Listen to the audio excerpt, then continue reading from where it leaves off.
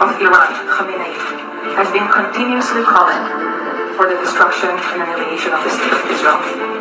And this is an existential threat for Israel. We are such a small country, much smaller than Taiwan. To have that type of threat with 10,000 missiles being built against us is something that no country in the world can have.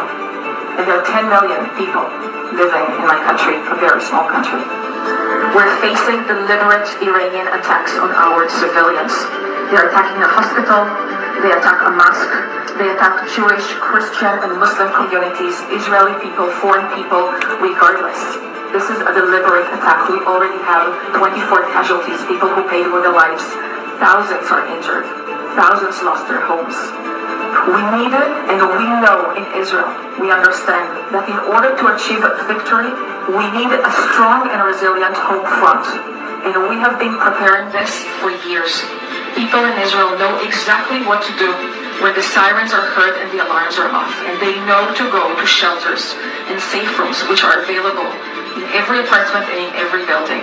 I think that we always have what to learn, and we always have how to improve and how to bring awareness for the people to make sure that they are, after 11 days, they continue to keep the same standards and they go to the shelter, although it's happening 3 times at night and they're not sleeping and they're tired of that.